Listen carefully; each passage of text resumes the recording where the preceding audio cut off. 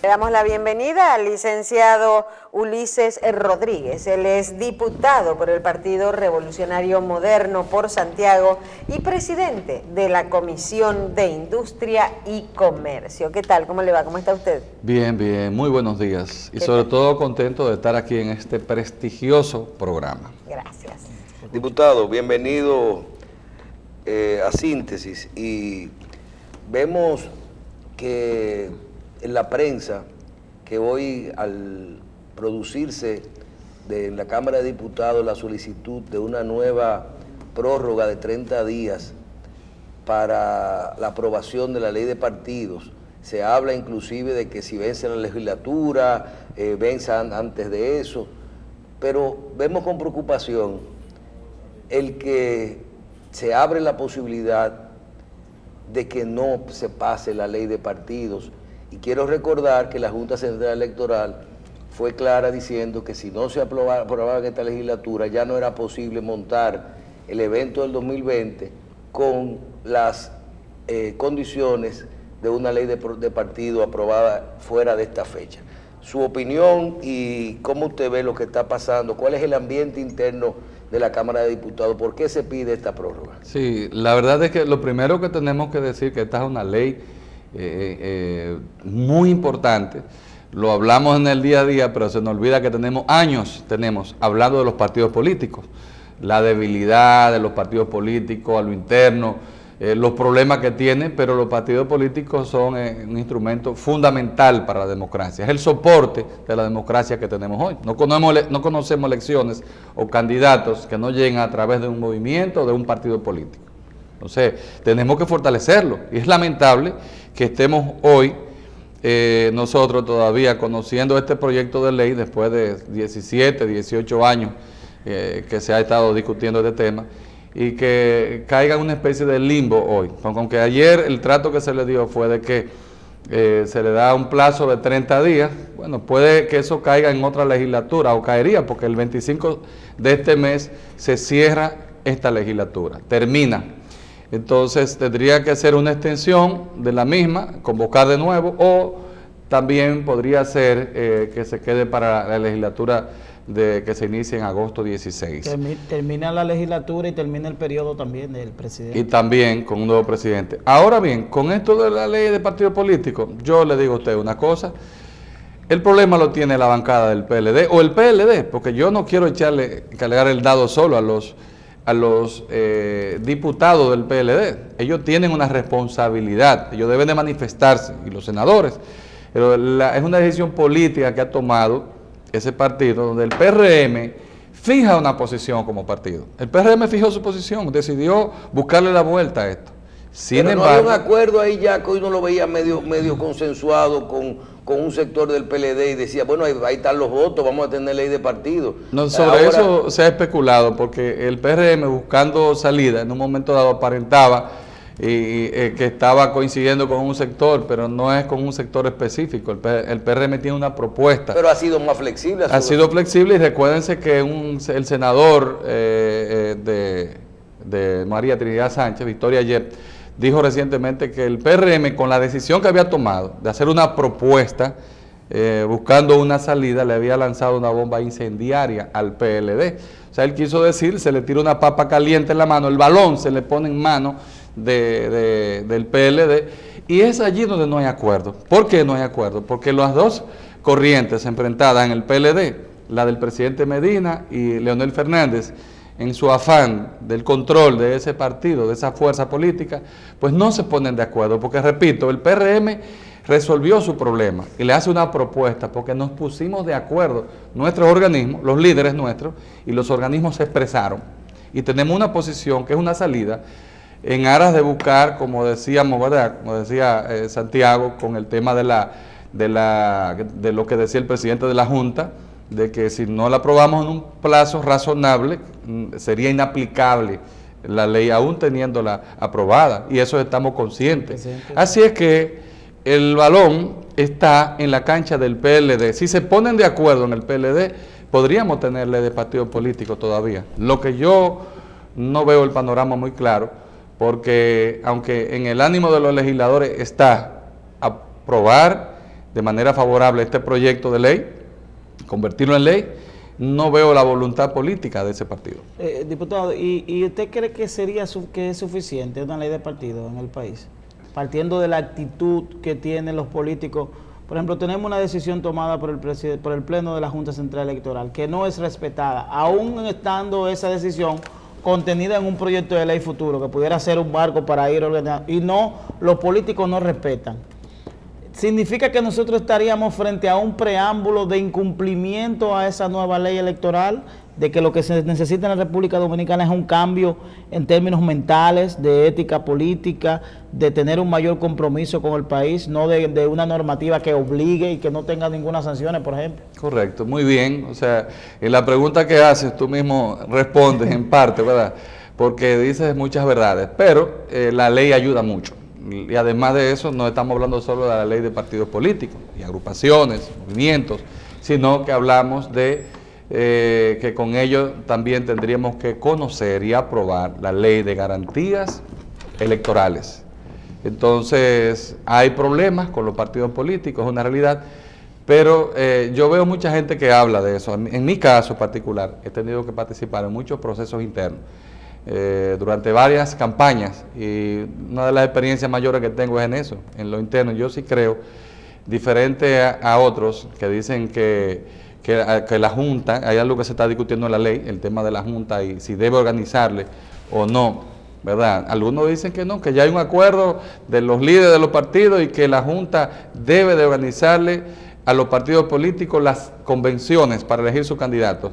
Yo soy de los que creo firmemente que el papel de la Junta no es organizarle las elecciones a los partidos políticos. Pero ¿usted sabe no es su naturaleza. ¿Usted sabe que una guabina? Claro que sí, claro. La guabina es difícil de agarrar, ¿verdad? Sí, claro que sí. Porque, por ejemplo, la Junta no debe organizarle las elecciones a los partidos, pero sí la Junta debe determinar, por ejemplo, ¿qué se utiliza en una elección interna? Sí. Un padrón. ¿Quién es el administrador del padrón? La Junta. Depende. No. Cada partido puede tener su padrón propio. Cada partido debe depositar ante la Junta su padrón, ¿verdad? El papel de la Junta, ¿le digo cuál es? Debe ser simplemente regular. Sí, pero con el padrón que mencionas, regular. Un proceso, regularlo. No sí, pero yo me refiero, por ejemplo, y no determinar lo que se va a hacer. La Junta supervise, claro, sorteo, organización, pero que no sea quien dirija el desarrollo del proceso. Sí, yo obviamente le explico lo que yo creo en base a mi experiencia. Ahora, yo acojo lo que mi partido decida. Ya se acordó, y quiero aclararlo también, de que claro, si hay un pacto, un acuerdo de que sea así, yo lo acojo y lo apoyo. Ahora, dejo la notita, que conste que Ulises Rodríguez, que durante muchos años me tocó dirigir un partido en una de las ciudades más importantes, organizar muchas convenciones. Recientemente ahora organizamos un proceso y salimos exitosos, pues yo creo firmemente en el fortalecimiento interno de los partidos, y creo que la Junta, su rol es de fiscalizar, de supervisar, de apoyar, de ser soporte de estos procesos, de ser garante de que se desarrollen, ¿verdad? Respetando el derecho de los que participan, que sea aplicando los reglamentos y los estatutos de cada partido. No creo que la Junta deba de involucrarse en montarle a los partidos sus convenciones. Para y si lo va a hacer, que por lo menos nos explique dónde va a gastar los 6.000 millones de pesos que dice que va a costar una... No, pero eso se lo dan a los partidos, que lo utilicen ellos, eso no importa. Pero la Junta dijo que si él tiene que hacer una... Y Santiago, quiero decir algo, porque también lo que yo creo que esto es, ustedes como médico, bueno, tú eres médico, sí, ¿verdad? Digo ustedes, porque es que me acostumbré aquí del doctor en esta nueva faceta. Yo no había venido aquí con en este nuevo formato, pero yo he venido durante muchos años a participar. Y le quiero decir que siempre he analizado en mi interior y cuando me toca expresarme, pues es un tema que pienso que hay que desarrollarlo de manera clara, y es ¿por qué estamos hablando nosotros hoy de eso, de que si los partidos políticos pueden organizar o no una convención? Señores, es que si un partido no puede organizar una convención, no está preparado para gobernar. Pero que no están preparados. Es que los partidos no están preparados. No, pues entonces tienen que prepararse. Entonces hay que buscar líderes que cohesionen y pongan a los partidos en condiciones de gobernar. Porque yo creo que, por ejemplo, el PLD, que jamás ha vuelto a hacer una convención, yo no hago esto porque quiera criticarlo. yo tengo que reconocer las cosas buenas del PLD, y las tuvo en un momento dado. Muchos jóvenes políticos preparados, con criterios, pues llegaron al poder, una nueva imagen de un partido que llega. Sin embargo, eso se ha perdido todo. La mística del profesor Bosch, yo conocí al profesor Bosch, lo seguía, lo he leído y me gustan sus escritos. Pero, ¿qué pasa? Que el PLD perdió esa capacidad de organizar su proceso interno. Ese partido se ha degenerado y se ha convertido en una maquinaria que lo que busca es el poder con fines electoreros y utilizando los recursos del Estado y los recursos económicos para mantenerse en el poder en detrimento del mismo Estado, de la nación, del país. Entonces, en la última vez que hicieron una convención a media, arrojó varios muertos. Y entonces decidieron no organizar más procesos. Entonces ahora quieren decir que todos los del sistema, todos los partidos del sistema están incapacitados para organizar su proceso interno. ¿Quién ha dicho eso? Si el PRM ahora acaba de organizar una convención y eligió todas sus autoridades en un asunto que yo digo que fue muy ambicioso, porque se eligió todo: presidente, secretario general, nacional, locales, en los locales, los zonales. La verdad que fue un ejercicio democrático que sirve de ejemplo. Eso que tú estás diciendo, diputado, del PLD, es como aquel viejo escrito que decía que quien tiene la razón y no tiene el poder es un iluso, y quien tiene el poder y no tiene la razón es un dictador.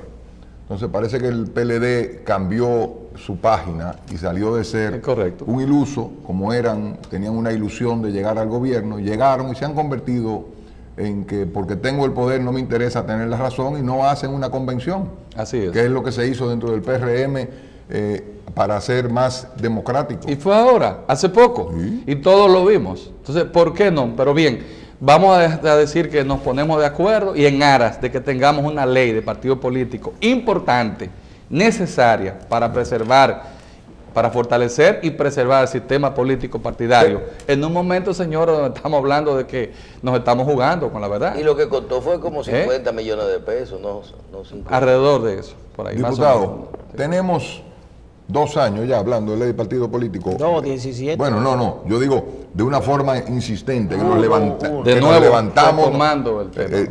Exacto. Vámonos ahora al otro escenario. No dio tiempo para la ley de partido político. Porque no, ahí pidieron otro mes ahora y sabrá Dios si quieren pedir otro, se va a acabar, van a cambiar de presidente en el Congreso y ahí se acabó. Vamos para el 20 con la misma ley del partido. ¿Cómo usted ve la campaña y las elecciones de aquí al 20 con la misma ley de partidos políticos que tenemos hoy?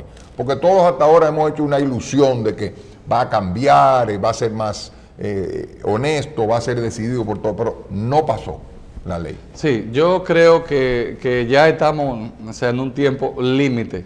Ya si en este mes no se aprueba la ley de partidos políticos, sería difícil aplicarla y ponerse de acuerdo aún más difícil. Pero yo creo que entonces tendríamos que concentrarnos en la Junta Central Electoral, los partidos políticos, el liderazgo, en ponerse de acuerdo todo el mundo para apoyar el proceso. Fíjate que vemos que recientemente una decisión que la Junta tomó, que bueno, ustedes señalaban aquí ahora que está pasando, que si la Junta es respetada con una decisión, si se aplica o no, fue por falta quizás de consenso, porque la Junta tiene buenas intenciones. Yo creo que de lo que se trata, de lo que se quiere atacar en esta ley, una de las partes es la campaña a destiempo, lo costosa que es, el desorden, el caos como país, como nación. Si nosotros hace un tiempo se modificó la Constitución de nuevo y se decidió unificar las elecciones, por lo menos con las municipales separadas, pero acercarlas, porque decíamos, y yo estaba en esa línea de que teníamos elecciones todos los años. Una convención, una elección, una convención, una elección. El país pasaba 4 años en campaña política. Entonces, eso teníamos que resolverlo. Se resuelve en parte, con otros problemas que eso arrastra. Entonces, yo creo que la Junta, para mí el esfuerzo que hizo la Junta, con su presidente, con Julio César, fue serio. Yo lo que creo que tenemos que sentarnos, las autoridades de los partidos, y buscar el consenso, que es lo que se ha hecho tradicionalmente en torno a la Junta.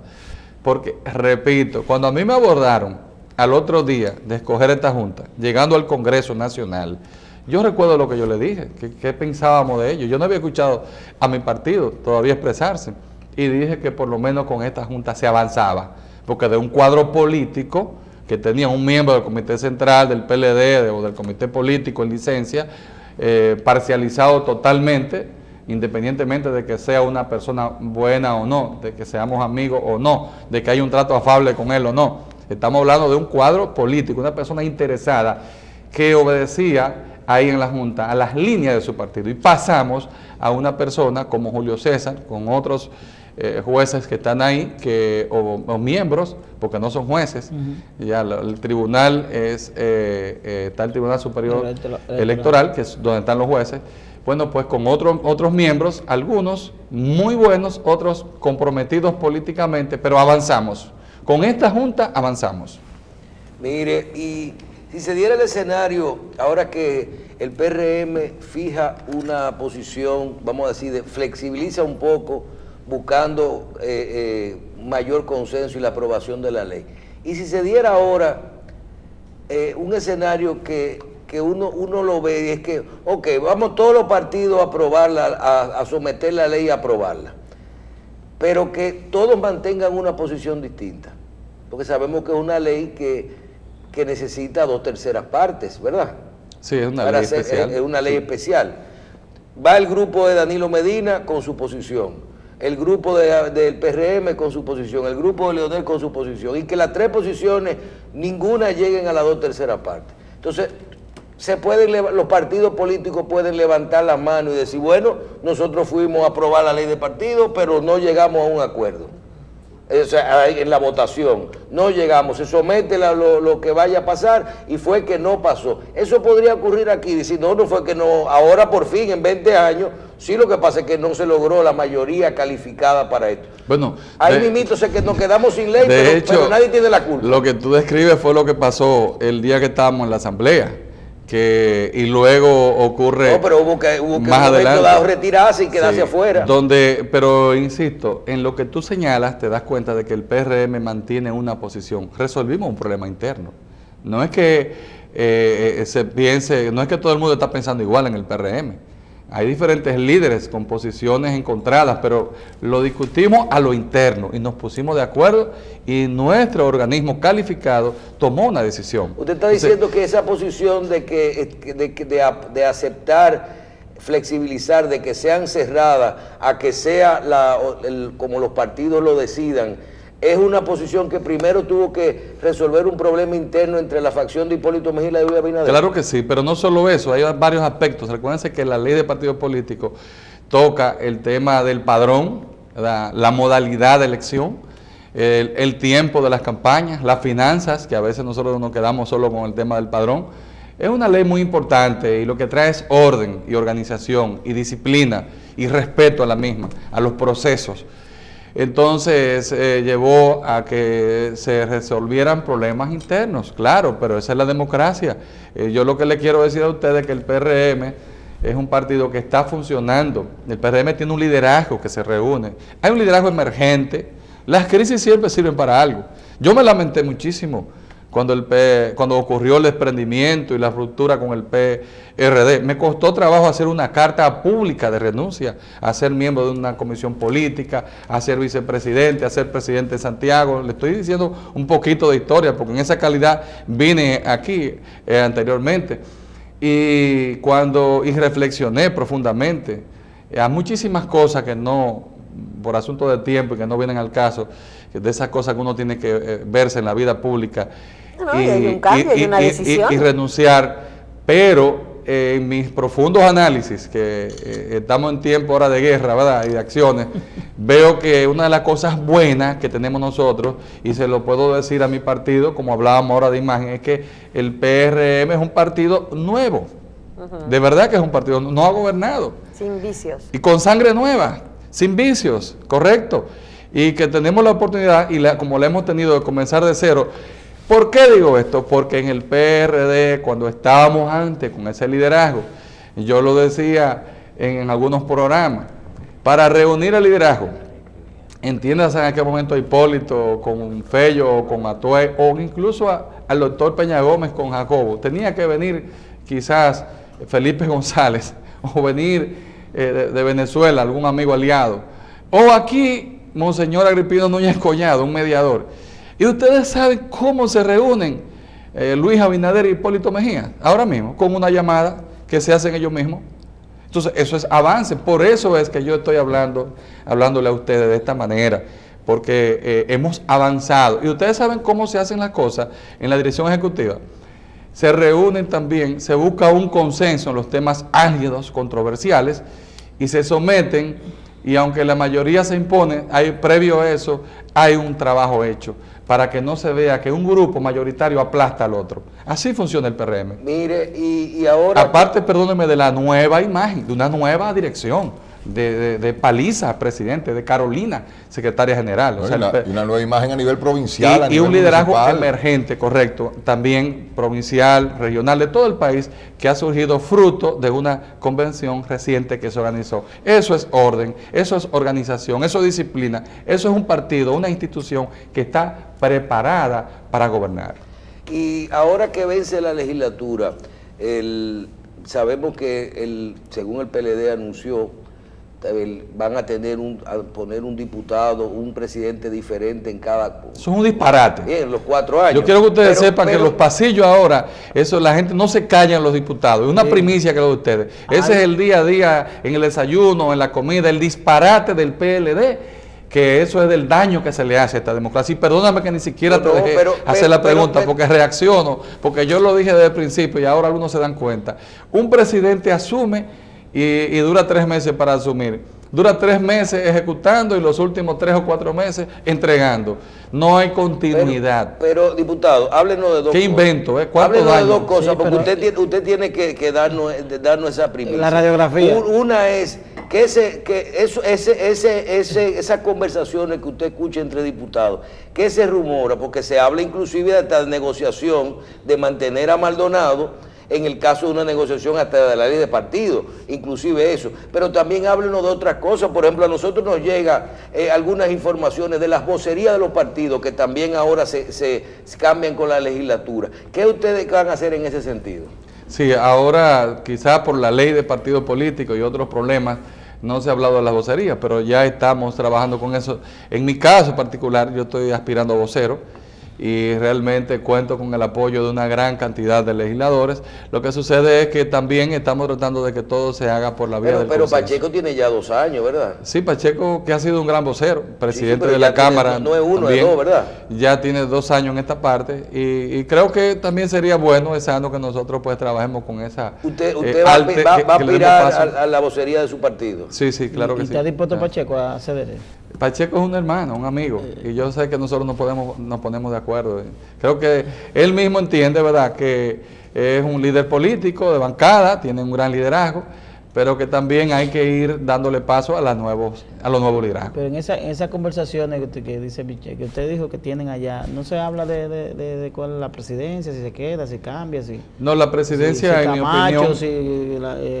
¿Cómo se llama el hermano del presidente? No, porque Lucía. Camacho que le toca. Lo que pasa es que ellos le dio ese invento del PLD, de los 4, fue para resolver un problema interno. Ahora, creándole un problema al país, como está ocurriendo en el PLD, que eso fue para la reelección. Por ejemplo, con el tema de la... ¿Perdón? No fue en la reelección que se aprobó eso. Sí, pero no, eso lo buscaron ellos en el comité político y fue una decisión del comité político, que es un absurdo. O sea, la Cámara debe ser un órgano soberano. ¿Ustedes se quedan y votan por la presidencia? Eso hay que analizarlo ahora, porque yo no estoy de acuerdo. Que eso no exige mayoría calificada ni si nada. Si salimos o no, como quiera, no, porque es simple mayoría la presidencia de la Cámara. O sea, de lo que estén presentes, el 50 más 1. El 50 más 1. Pero si ustedes se quedan ahí y votan, entonces ustedes... Bueno, pero eso hay que analizarlo, hay que ver, porque nosotros somos legisladores, ¿verdad? Yo particularmente creo que amerita, como tú dices, que eso se discuta. No me gusta recomendar cosas así sin previamente ¿verdad?, analizarlo. Y si separamos los intereses de los partidos políticos, y ustedes como diputados conscientes de lo que es una mayoría en el Congreso y que la mayoría, al día que ustedes la tengan, el PRM también va a poner su presidente en la Cámara. A nivel del trabajo interno, o sea, si analizamos hoy los presidentes del PLD de la Cámara de Diputados, Usted ve que, porque hay diputados que lo importante debe de ser cómo se maneja la Cámara. Este presidente lo está haciendo bien, lo está haciendo mal, nos da la oportunidad, llegan los proyectos, cómo se manejan, se trabaja bien con el ambiente en la Cámara. ¿Usted ve bien todos los presidentes que ha tenido? ¿Hay buena relación con todos? Fíjate, ese es un tema que se discute mucho allá en el día a día. Porque allá, por ejemplo, hablan de Lucía Medina, de que tenía muy buena... Se habla de Valentín, de que fue buen presidente, se habla de Pacheco, que fue buen presidente, y se ha hablado de Lucía. Hay que esperar que termine Rubén, pero la experiencia que tenemos nosotros con la presidencia por un año no es buena. Yo no creo que puedan hacer una buena presidencia ninguno así, donde no hay incentivo a seguir, donde no hay motivación, a seguir, porque al final los últimos meses son de transición. Yo le dije, 3 meses para acomodarse, ¿verdad? 3 o 4 meses para ejecutar y finalmente los últimos 3 o 4 meses para entregar. No hay forma de que se haga una buena gestión. Yo no creo que se pueda hacer una buena gestión. Aparte de que los presidentes de la Cámara nos trabajan 2 cosas. Hay quienes hacen propuestas de que se separe lo administrativo de lo legislativo. Entonces el presidente administra recursos. No son tantísimos, pero administra recursos. Entonces imagínense ustedes, el presidente que viene ahora viene con una idea de construir, como lo está haciendo Rubén, un lobby muy bonito, interesante, un parqueo que hacía falta, pero viene otro presidente y dice que no va a construir nada. Entonces en un año no hay forma. Usted dice que no son Eso es malo, es negativo porque los proyectos se están quedando muchos ahí. Son pocos los proyectos de ley importantes que se han podido sacar. ¿Qué porcentaje de los proyectos de ley están aprobados? No tengo el informe, porque se está trabajando ahora con el informe de lo que, sobre todo en esta legislatura, porque termina ahora de gestión y de la legislatura. Usted dice que no son tantísimos los recursos. Pero hay la queja es que la producción de proyectos ha ido muy lenta, es pobre, el rendimiento es, ya ustedes saben, muy bajo y las sesiones se han caído muchas constantemente por falta de quórum. Hubo un boicot, ustedes lo recuerdan, que lo anunció el mismo presidente de la Cámara, de su partido, no de parte nuestra. No sé por qué ayer se sorprendió, porque el primer boicot grande se lo hizo la bancada del PLD, o legisladores de la facción del presidente Medina al presidente de la Cámara, Maldonado. Pero ciertamente, les reitero a ustedes, ese invento del PLD de poner un presidente cada 4 años, señalado desde el comité político para resolver un problema interno, le ha hecho daño a nuestro órgano legislativo y por lo tanto a la democracia. Son pocos los proyectos de ley que se han sacado, importantes, casi ninguno importante en esta legislatura, y no es culpa de Rubén Maldonado. ¿Y cómo usted valora entonces la gestión en términos legislativos de Maldonado? Él está haciendo un gran esfuerzo y ha hecho cosas que hacían falta. Además se le pegó la ley de partido. Y esa ley de partido, sí, se le pegó ahí, que es un tema que ha tomado mucho tiempo y ha generado controversias. De hecho, dividió su propia bancada, que es la mayoritaria. Y hasta ahora está dividida. Representas a Santiago. Sí.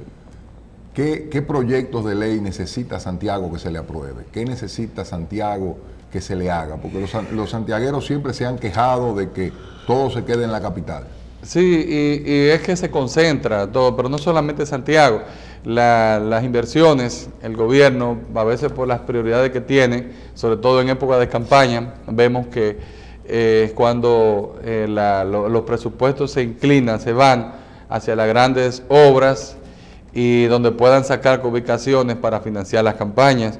Y entonces Santiago se queda ahí, se anuncia, el presidente recuerda que anunció en Santiago que iba a construir varios elevados y muchísimas cosas, hace un tiempo, lo recuerdo muy bien. Es más, exactamente habló en el 3 de Sadalá, cerca del Dominico Americano, en la zona sur, cerca de la rotonda de UTESA y esa parte donde están las demás universidades, y un sinnúmero de obras, pero Santiago está ahí, con sus cañadas, ya muy deteriorado todo el sistema, o sea, cañadas que esperan o los pobladores que están en esos alrededores, que se le ponga atención. Zona Sur, la Cañada del Diablo, otras que pasan por el centro de la ciudad, obras de infraestructura vial, avenidas que tienen que ser ampliadas, esa estrella Sadalá que se construyó hace muchos años, que gracias a ella el tránsito no ha colapsado, pero ya comenzamos a tener serias dificultades en Santiago.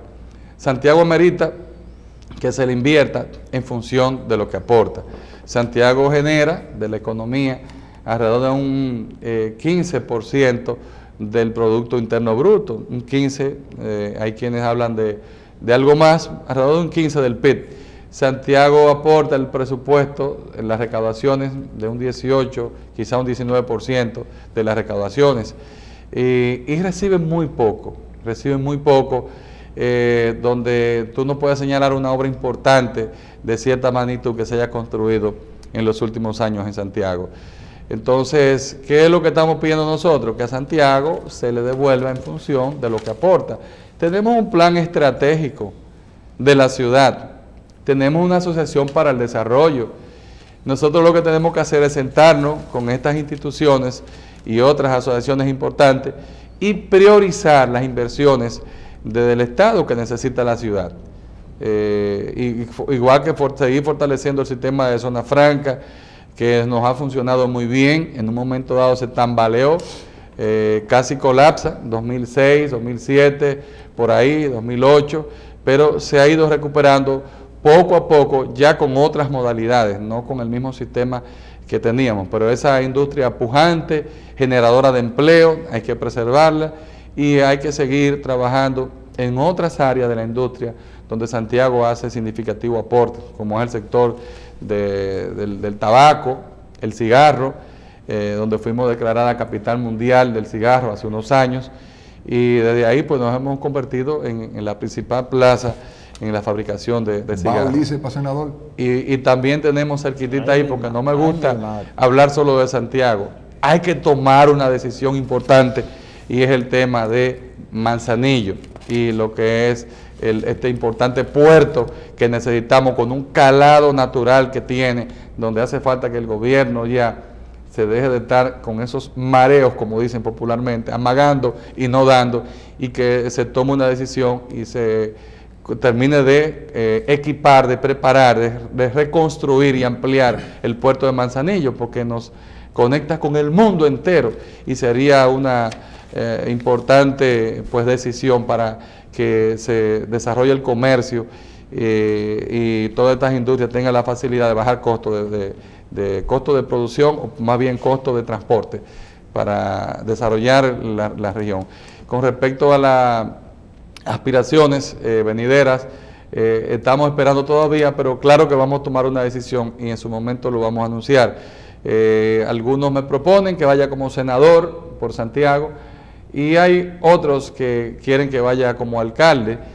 Nos vamos a sentar y en un plazo no muy lejano, ¿verdad? En un tiempo no muy distante, ya hay que decidirlo, pero lo haremos. Ya pasó el proceso, estamos organizando el partido y nos sentaremos con las encuestas. Dentro del partido tú tienes el canal de adentro, porque tú has sido el director del partido allá y has conseguido agradecido mantener ese partido unido. Estoy agradecido, sí, porque las veces que he aspirado he recibido un gran respaldo de mi partido. He sido electo legislador por 3 ocasiones y siempre con un amplio respaldo. Diputado, usted es presidente de la Comisión de Industria y Comercio de la Cámara. Ahí estamos conociendo varios temas, algunos de cierta controversia. A propósito del decreto que emite el presidente, que reduce los plazos de registro de... Para la ventanilla única. La ventanilla única, y reduce los plazos para registro de nombres comerciales y demás. Que aparte de esa dinámica de los decretos, ¿qué otras acciones en términos de normativa está llevando a cabo el país para aumentar esa competitividad que tanto se anuncia en la República Dominicana? Sí, una de las cosas, de las trabas que tiene nuestro país es la poca competitividad. Por eso le hablaba del puerto de Manzanillo. Yo mencioné y no amplié porque sé que tenemos poco tiempo, pero la falta de competitividad es por la cercanía, o somos más, ese puerto nos podría nosotros ser mucho más competitivos. Y otra de las cosas es lo que tú señalas, o sea, la burocracia estatal, el trámite para formar una compañía, para legalizar, instalarse en el país, son de las trabas que se ha demostrado que mucha de la gente que viene pues se queja, y ahí en esa burocracia comienza el peaje, y eso es lo que hace costoso y nos aleja a muchos inversionistas. La ventanilla única es importante, es necesaria, y yo veo de manera favorable ese anuncio que se hace. Hay que ver en la práctica ahora cómo se aplica todo, si funciona. ¿En cuáles renglones nosotros debemos apurarnos para ser competitivos? ¿O es competitivo en todo? Si nosotros no podemos priorizar y decir, bueno, de cara al desarrollo vamos a ser competitivos en la construcción, vamos a ser competitivos en la industria, vamos a ser competitivos en la zona franca. No hay que definir una prioridad de competitividad, o es competitivo, vamos a ser competitivos en basquetbol, en pelota, en voleibol. No es como mucha gente piensa, no es así. Si somos una isla, nosotros, ¿verdad?, tropical, ubicada de manera geográfica, estratégica, si se quiere decir, por obra y gracia, ¿verdad?, de Dios, ¿verdad?, porque debemos darle gracias a Dios que estemos ubicados donde estamos, porque por ahí comienza todo. Y esa ubicación, pues a nosotros nos pone ya en una posición de competitividad. Por eso ustedes ven que somos el centro de la región y conectamos, si vemos el mapa, con grandes naciones. El mercado norteamericano, incluso con los mismos chinos, podemos conectar a propósito de lo que se ha anunciado y del acuerdo ya con esta gran nación. Y tenemos que ver primero, para toda la de competitividad, en cuáles áreas se puede. Y la posición geográfica nuestra nos ayuda a ser competitivos. Por eso, perdóneme que repita, es por eso que hablo de manera insistente con lo del puerto de Manzanillo. Sí, porque las exportaciones. Sí, por las exportaciones. Como nos escriben aquí, que el puerto es sumamente importante, que mire, por ejemplo, el ejemplo de que somos la única capital de toda la región que está en el sur. Correcto. Nosotros, tú tienes San Juan, y es cierto, correcto, somos de todos los países. El puerto viene a llenar un espacio grandísimo. Sí, eso es ilimitado. Podríamos hablar de tantas cosas: ahorra, transporte, distancia, por las relaciones con China, un comercio ágil, dinámico. Y si tomamos en cuenta otras cosas, en cuanto al costo de transporte, que debe de ser una prioridad nuestra, eso es una de las cosas que más encarece, ¿verdad?, las exportaciones, y por eso que queremos cortar distancia y también ver qué pasa con los combustibles, el combustible caro que tenemos, porque el costo de transporte no es culpa de las compañías que dan el servicio, sino que si tenemos un combustible caro, de lo más caro del mundo, y también en las aduanas, los equipos de transporte pagan mucho impuesto, entonces el transporte, eso se le va a cargar al transporte. Así es que yo creo que también tenemos que seguir trabajando con la mano de obra calificada para ser más competitivos. Hay que buscar el conocimiento, tenemos nosotros que ver un manejo adecuado monetario, es importante, porque cuando nosotros tenemos la moneda sobrevaluada, ¿qué ha pasado? Eso le ocurrió con China en un momento dado. China tenía una contradicción muy fuerte con los Estados Unidos, y parte de ello era su moneda, que la tenían un poco devaluada más allá de la cuenta, y nosotros con una moneda sobrevaluada. Eso es equivalente a un impuesto. De eso te saca de competitividad, porque cuando el exportador cambia sus dólares y lo convierte a pesos, le rinde más. Todo eso no se ve, eso no se ve. Pero la política monetaria en ese sentido es muy importante, y crear una infraestructura. ¿Tenemos que esperar un momentico del dólar pronto?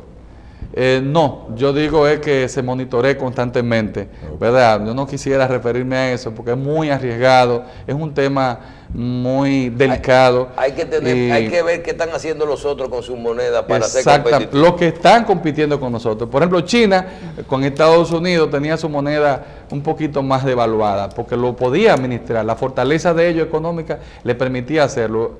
Luego, bajo por presión de los grupos económicos y en sus negociaciones, tuvieron que sincerizar el valor de su moneda, y eso nosotros, en el momento que la zona franca de aquí estaban colapsando, eso fue un golpe para nosotros muy duro. Ahí fue cuando cerraron muchas de las empresas nuestras. Se fueron toditos para allá otra vez. Sí, sí.